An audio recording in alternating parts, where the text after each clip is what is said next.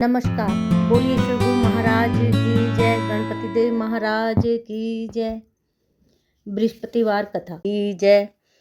इस व्रत में केले का पूजन करना चाहिए। कथा और पूजन के समय मन, कर्म और वचन से शुद्ध होकर मनोकामना पूर्ति के लिए बृहस्पति देव से प्रार्थना करनी चाहिए। दिन में एक ही समय भोजन करना चाहिए। भोजन पीले चने की दाल आदि का करें, नमक न खाएं। पीले वस्त्र पहने, फलों का प्रयोग करें, पीले चंदन से पूजन करें।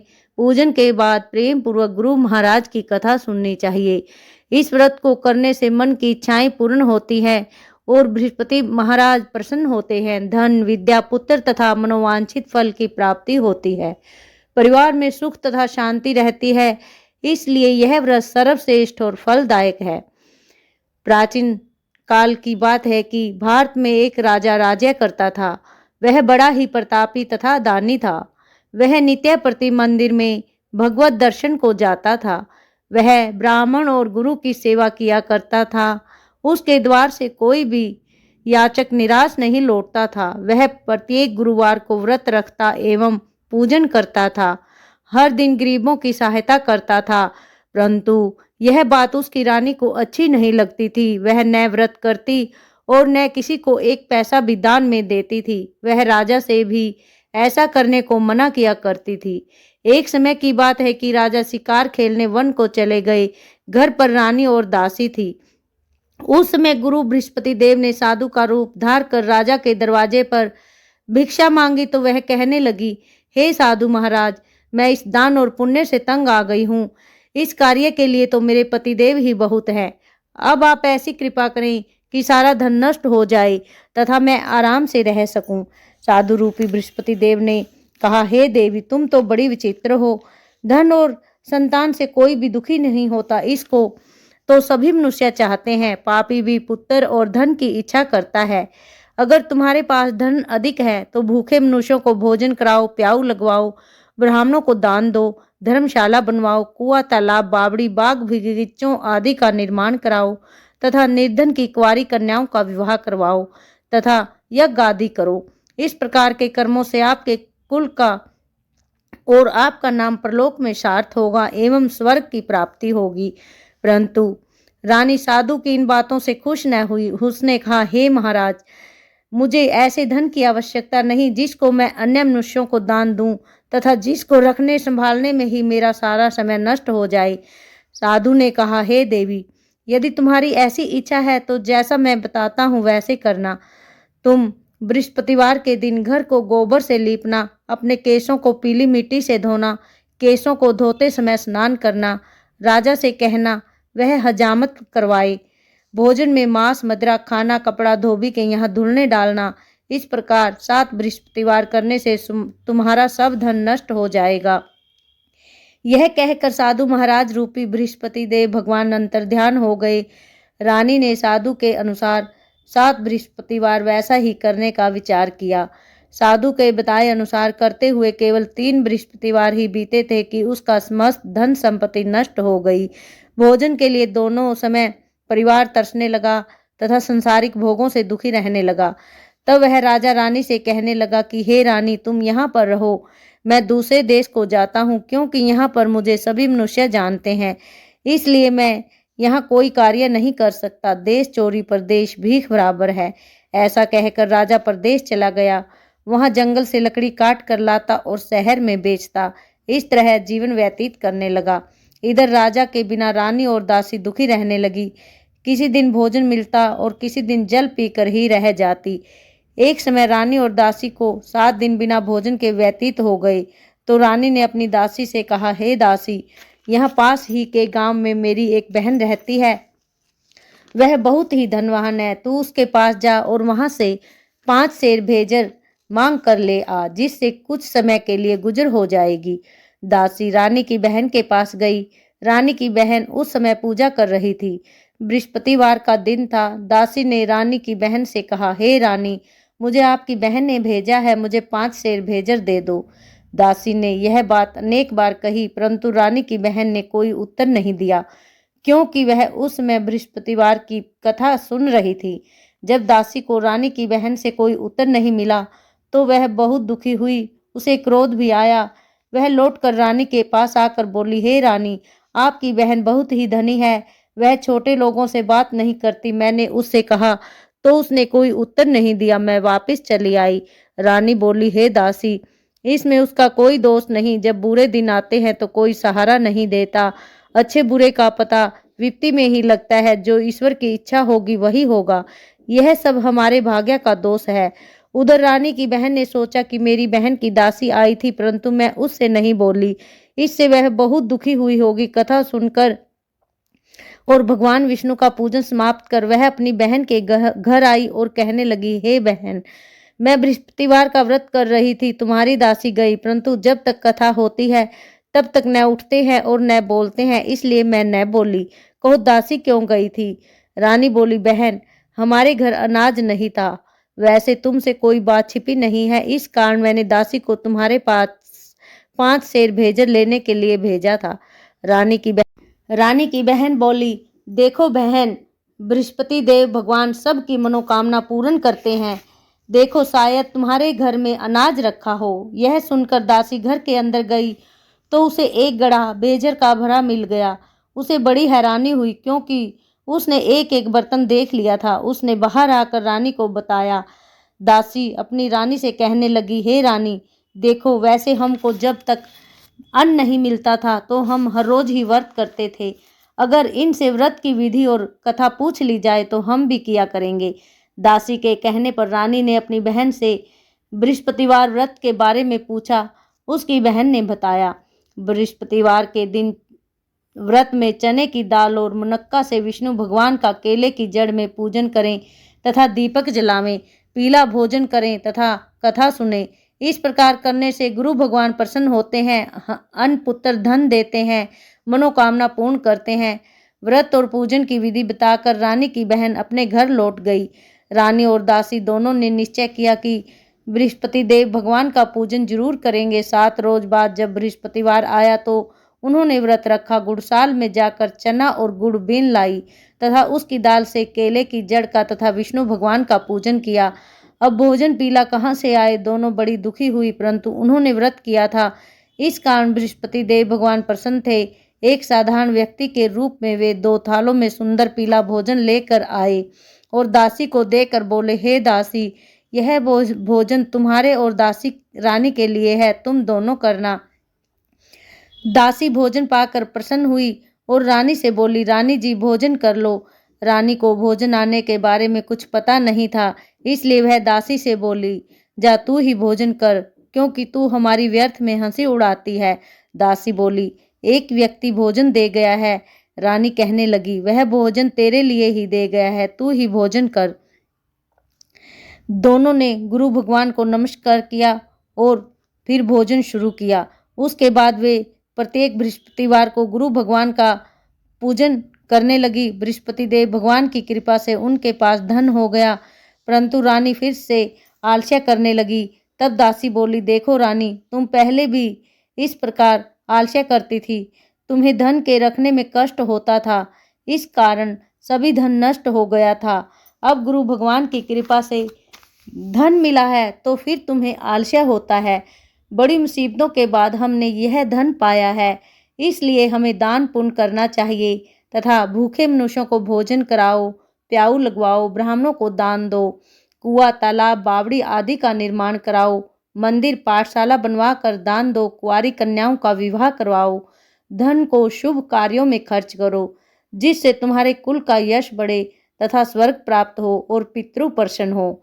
दासी की बात मानकर रानी ने इसी प्रकार के कर्म करने प्रारंभ किए। उसका काफी यश फैलने लगा।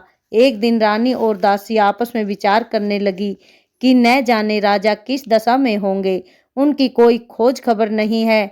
गुरु भगवान से उन्होंने प्रार्थना की और भगवान ने रात्रि में राजा को सपन में कहा, हे राजा, उठ, तेरी रानी तुझको याद करती है, अब अपने देश को लौट जा। राजा प्रातःकाल उठा। वह विचार करने लगा कि स्त्री जाति खाने और पहनने की साथी होती है, पर भगवान की आज्ञा मानकर वह अपने नगर को चलने के लिए तैयार हुआ। जब राजा परदेश गया तो परदेश में बहुत दुखी रहने लगा।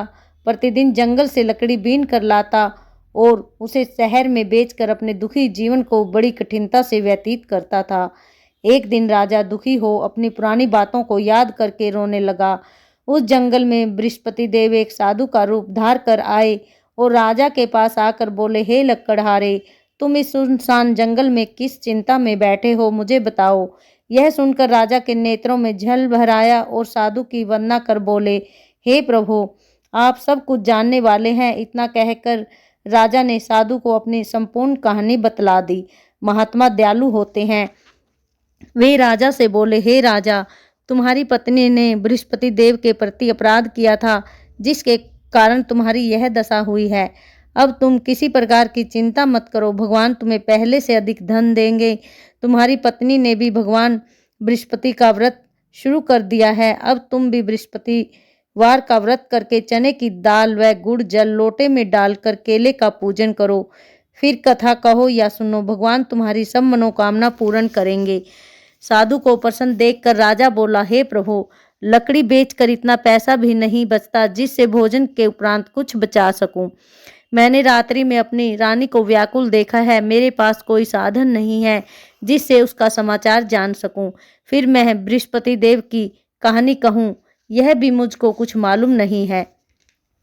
साधु ने कहा, हे राजा, तुम किसी बात की चिंता मत करो। बृहस्पतिवार के दिन तुम रोजाना की तरह लकड़ियां लेकर शहर में जाओ।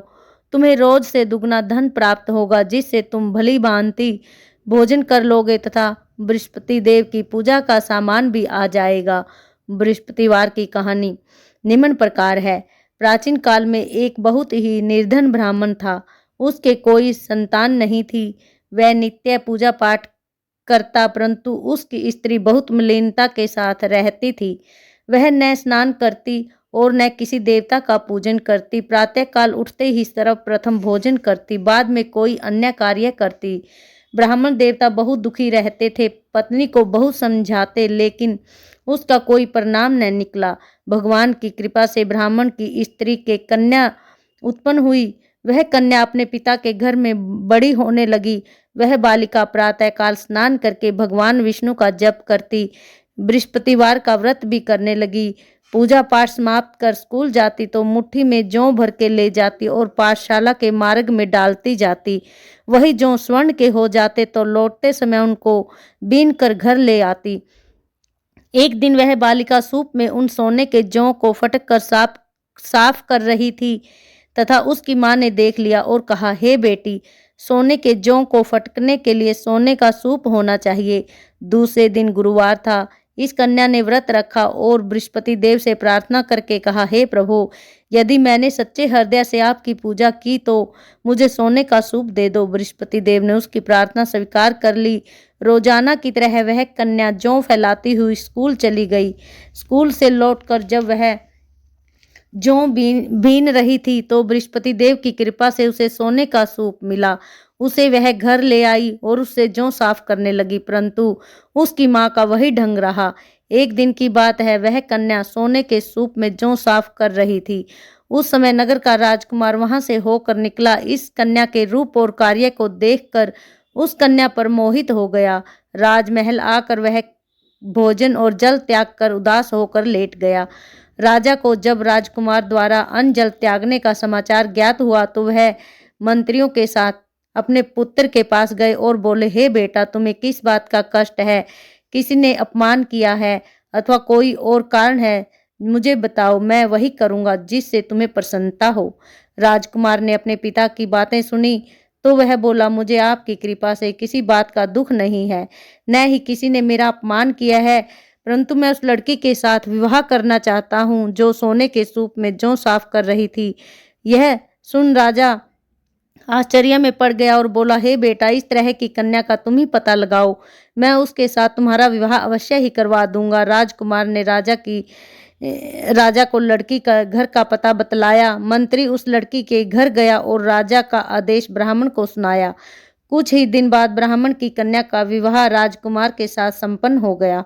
कन्या के घर से जाते ही उस ब्राह्मण देवता के घर में पहले की भांति गरीबी का निवास हो गया। अब भोजन के लिए भी अन्न बड़ी मुश्किल से मिलता था। एक दिन दुखी होकर ब्राह्मण देवता अपनी पुत्री से मिलने गए। बेटी ने पिता की दुखी अवस्था को देखा और अपनी माँ का समाचार पूछा। ब्राह्मण ने वही हाल कह सुनाया। कन्या ने बहुत सा धन देकर अपने पिता को विदा कर दिया। इस तरह ब्राह्मण का कुछ समय सुखपूर्वक व्यतीत हुआ, लेकिन कुछ दिनों बाद फिर वही हाल हो गया। ब्राह्मण फिर अपनी कन्या के यहाँ गया और सभी हाल कहा तो पुत्री बोली, हे पिताजी, आप माता जी को यहाँ लिवा लाओ, मैं उन्हें विधि बता दूंगी जिससे कि गरीबी दूर हो जाए। ब्राह्मण देवता अपनी स्त्री को साथ लेकर राजमहल में अपनी पुत्री के पास पहुंचे तो पुत्री ने अपनी माँ को समझाया, हे माँ, तुम प्रातःकाल उठकर प्रथम स्नान आदि करके विष्णु भगवान का पूजन करो तो सब दरिद्रता दूर हो जाएगी। परंतु उसकी माँ ने उसकी एक भी बात नहीं मानी। वह प्रातःकाल उठकर अपनी पुत्री का बचा जूठन खा लेती। एक दिन उसकी पुत्री को बहुत गुस्सा आया। उसने एक रात एक कोठरी से सारा सामान निकाल दिया और अपनी माँ को उसमें बंद कर दिया। प्रातःकाल उसमें से उसे निकाल कर स्नान आदि करा के पूजा पाठ करवाया तो उसकी माँ की बुद्धि ठीक हो गई। इसके बाद नियम से पूजा पाठ करने लगी और प्रत्येक बृहस्पतिवार को व्रत रखने लगी। इस व्रत के प्रभाव से उसकी माँ की बुद्धि ठीक हुई और वह बहुत ही धनवान और पुत्रवती हो गई। बृहस्पति देव के प्रभाव से स्वर्ग को गई। इस तरह कहानी कहकर साधु देवता वहां से लोप हो गए। धीरे धीरे समय व्यतीत होने पर फिर बृहस्पतिवार का दिन आया। राजा जंगल से लकड़ी काट कर किसी शहर में बेचने गया तो उसे उस दिन और दिनों से अधिक धन मिला। राजा ने चना गुड़ आदि लाकर बृहस्पतिवार का व्रत किया। उस दिन से उसके सभी क्लेश दूर हुए। परंतु जब अगला गुरुवार का दिन आया तो वह बृहस्पतिवार के व्रत को करना भूल गया। इस कारण बृहस्पति भगवान नाराज हो गए। उस दिन उस नगर के राजा ने विशाल यज्ञ का आयोजन किया तथा अपने समस्त राज्य में घोषणा करवा दी कि कोई भी मनुष्य अपने घर में भोजन न बनाए तथा आग भी न जलाए। समस्त लोग मेरे यहाँ भोजन करने आवें। इस आज्ञा को जो न मानेगा उसको फांसी की सजा दी जाएगी। राजा की आज्ञा अनुसार राज्य के सभी वासी राजा के भोज में सम्मिलित हुए, लेकिन लकड़हारा कुछ देर से पहुंचा, इसलिए राजा उसको अपने साथ महल में लिवा ले गए। जब राजा लकड़हारे को भोजन करा रहे थे तो रानी की दृष्टि उस खूंटी पर पड़ी जिस पर उसका हार लटका हुआ था। उसे हार खूंटी पर लटका दिखाई नहीं दिया। रानी ने निश्चय किया कि मेरा हार इस लकड़हारे ने चुरा लिया है। उसी समय सैनिक बुलवाकर उसको जेल खाने में डलवा दिया। जब लकड़हारा जेल खाने में गया तो बहुत दुखी होकर विचार करने लगा कि न जाने कौन से पूर्व जन्म के कार्य से मुझे यह दुख प्राप्त हुआ है, और उसी साधु को याद करने लगा जो जंगल में मिला था। तत्काल बृहस्पति देव साधु के रूप में प्रकट हो गए और उसकी दशा को देखकर कहने लगे, अरे मूर्ख, तूने बृहस्पति देवता की कथा नहीं की, इसी कारण तुझे दुख प्राप्त हुआ है। अब तू चिंता मत कर, बृहस्पति देव का पूजन कर। बृहस्पतिवार के दिन जेल खाने के दरवाजे पर तुझे 4 पैसे पड़े मिलेंगे। तू बृहस्पति देव की पूजा करना तो तेरे सभी कष्ट दूर हो जाएंगे। अगले बृहस्पतिवार उसे जेल खाने के द्वार पर 4 पैसे मिले। राजा ने पूजा का सामान मंगवा कर कथा कही और प्रसाद बांटा। उसी रात्रि को बृहस्पति देव ने उस नगर के राजा को स्वप्न में कहा, हे राजा, तूने जिस आदमी को जेल खाने में बंद कर दिया है वह निर्दोष है, वह राजा है, उसे छोड़ देना। रानी का हार उसी खूंटी पर लटका हुआ है। अगर तू ऐसा नहीं करेगा तो मैं तेरे राज्य को नष्ट कर दूंगा। राजा प्रातःकाल उठा और खूंटी पर हार टंगा देखकर लकड़हारे को बुलाकर क्षमा मांगी तथा राजा के योग्य वस्त्र आभूषण भेंट कर उसे विदा किया। गुरुदेव की आज्ञा अनुसार राजा अपने नगर को चल दिया। राजा जब नगर के निकट पहुंचा तो उसे बड़ा ही आश्चर्य हुआ। नगर में पहले से अधिक बाग, तालाब और कुएं तथा बहुत सी धर्मशालाएं, मंदिर आदि बन गए। राजा ने पूछा कि ये सब किसके बाग, धर्मशाला हैं? तब नगर के सब लोग कहने लगे कि यह सब रानी और दासी के हैं। राजा को आश्चर्य हुआ और गुस्सा भी आया। जब रानी ने यह खबर सुनी कि राजा आ रहे हैं तो उसने अपनी दासी से कहा, हे दासी, देख राजा हमको कितनी बुरी हालत में छोड़ गए थे, वह हमारी ऐसी हालत देखकर लौट न जाएं, इसलिए तू दरवाजे पर खड़ी हो जा। रानी की आज्ञा अनुसार दासी दरवाजे पर खड़ी हो गई। तब राजा आए तो उन्हें अपने साथ महल में लिवा लाई। तब राजा ने क्रोध करके अपनी तलवार निकाली और पूछने लगा, बताओ यह धन तुम्हें कैसे प्राप्त हुआ? तब रानी ने बताया कि हमें यह सब धन बृहस्पति देव के व्रत के प्रभाव से प्राप्त हुआ है। राजा ने निश्चय किया कि 7 रोज बाद तो सभी बृहस्पतिवार का पूजन करते हैं, परंतु मैं रोजाना दिन में 3 बार कहानी कहा करूंगा तथा रोज व्रत किया करूंगा। अब हर समय राजा के दुपट्टे में चने की दाल बंधी रहती तथा दिन में 3 बार कहानी कहता। एक रोज राजा ने विचार किया कि चलो अपनी बहन के यहाँ हो आऊं। इस तरह का निश्चय कर राजा घोड़े पर सवार होकर अपनी बहन के घर चल दिया। मार्ग में उसने देखा कुछ आदमी एक मुर्दे को लिए जा रहे हैं। उन्हें रोककर राजा कहने लगा, अरे भाइयों, मेरी बृहस्पतिवार की कथा सुन लो। वे बोले, लो, हमारा तो आदमी मर गया, इसको अपनी कथा की पड़ी है। परंतु कुछ आदमी बोले, अच्छा कहो, हम तुम्हारी कथा भी सुनेंगे। राजा ने दाल निकाली और कथा कहनी शुरू की। जब कथा आधी हुई तो मुर्दा हिलने लग गया और जब कथा समाप्त हुई तो वह राम राम करके खड़ा हो गया। राजा आगे बढ़ा। उसे चलते चलते शाम हो गई। आगे मार्ग में उसे एक किसान खेत में हल चलाता मिला। राजा उससे बोला, अरे भैया, तुम मेरी कथा सुन लो। किसान बोला, जब तक मैं तेरी कथा सुनूंगा तब तक 4 हरैया जोत लूंगा। जा अपनी कथा किसी और को सुनाना। राजा आगे चलने लगा। राजा के हटते ही बैल पछाड़ खाकर गिर गए तथा किसान के पेट में बहुत तेज से दर्द होने लगा। उसी समय किसान की पत्नी रोटी लेकर आई। उसने जब यह देखा तो अपने पुत्र से सब हाल पूछा। बेटे ने सभी हाल बता दिया। बुढ़िया दौड़ी दौड़ी उस घुड़सवार के पास गई और उससे बोली, मैं तेरी कथा सुनूंगी, तू अपनी कथा मेरे खेत पर ही चल कर कहना। राजा ने लौटकर बुढ़िया के खेत पर जाकर कथा कही, जिसके सुनते ही उसके बैल खड़े हो गए तथा किसान के पेट का दर्द भी बंद हो गया। राजा अपनी बहन के घर पहुंच गया। बहन ने भाई की खूब मेहमानी की। दूसरे रोज प्रातःकाल राजा जागा तो वह देखने लगा कि सब लोग भोजन कर रहे हैं। राजा ने अपनी बहन से जब पूछा, ऐसा कोई मनुष्य है जिसने भोजन नहीं किया हो, जो मेरी बृहस्पतिवार की कथा को सुन ले? तो बहन बोली, भैया, यह देश ऐसा ही है। पहले यहाँ लोग भोजन करते हैं, बाद में कोई अन्य कार्य करते हैं। अगर कोई पड़ोस में हो तो देख आती हूँ। ऐसा कहकर बहन देखने चली गई। उसे कोई भी व्यक्ति नहीं मिला जिसने भोजन न किया हो। वह एक कुम्हार के घर गई जिसका लड़का बीमार था। उसे मालूम हुआ कि उसके यहाँ 3 दिन से किसी ने भोजन नहीं किया। रानी ने अपने भाई की कथा सुनने के लिए कुम्हार से कहा। वह तैयार हो गया। राजा ने जाकर बृहस्पतिवार की कथा कही, जिसको सुनकर उसका लड़का ठीक हो गया। अब तो राजा की प्रशंसा होने लगी। एक दिन राजा ने अपनी बहन से कहा, हे बहन, मैं अपने घर जाऊंगा, तुम भी तैयार हो जाओ। राजा की बहन ने अपनी सास से अपने भाई के साथ जाने की आज्ञा मांगी। सास बोली, चली जा, परंतु अपने लड़कों को मत ले जाना, क्योंकि तेरे भाई के कोई औलाद नहीं है। बहन ने अपने भाई से कहा, हे भैया, मैं तो चलूंगी, परंतु कोई बालक नहीं जाएगा। राजा ने कहा, जब कोई बालक नहीं जाएगा तब तुम भी क्या करोगी? दुखी मन से राजा अपने घर को लौट गया। राजा ने अपनी रानी से कहा, हम निर्वंशी हैं, हमारा मुंह देखने का धर्म नहीं है। वह बिना भोजन आदि किए सैया पर लेट गया। रानी बोली, हे प्रभु, बृहस्पति देव ने हमें सब कुछ दिया है, वे हमें संतान अवश्य देंगे। उसी रात बृहस्पति देव ने राजा को स्वप्न में कहा, हे राजा, उठ, सभी सोच त्याग दे, तेरी रानी गर्भवती है। राजा को यह जानकर बड़ी खुशी हुई। 9वें महीने रानी के गर्भ से एक सुंदर पुत्र पैदा हुआ।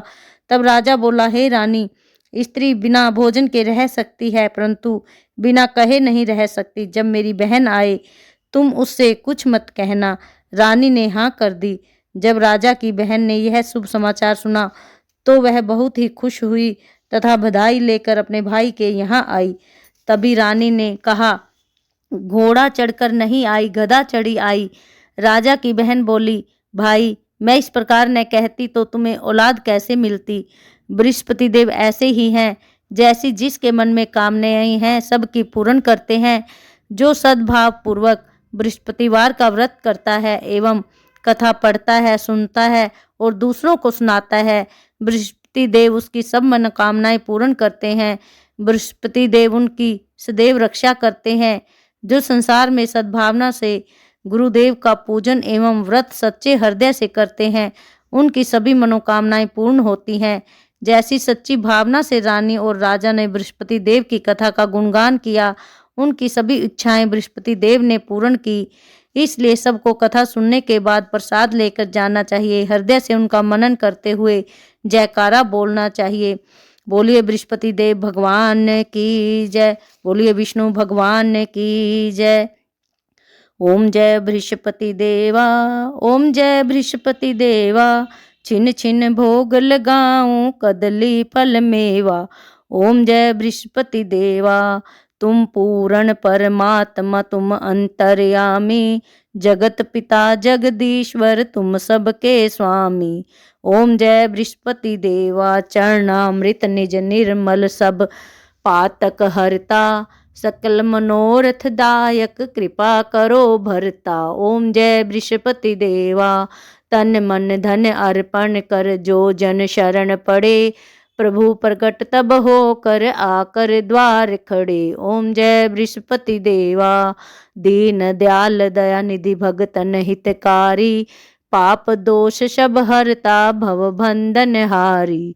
ओम जय बृहस्पति देवा, सकल मनोरथ दायक, सब संशय हारी, विषय विकार मिटाओ, संतन सुखकारी। ओम जय बृहस्पति देवा, जो कोई आरती तेरी प्रेम सहित गावे, जेठानंद आनंद कर, सो निश्चय पावे। ओम जय बृहस्पति देवा, ओम जय बृहस्पति देवा। बोलो विष्णु भगवान की जय, बोलो बृहस्पति देव भगवान की जय।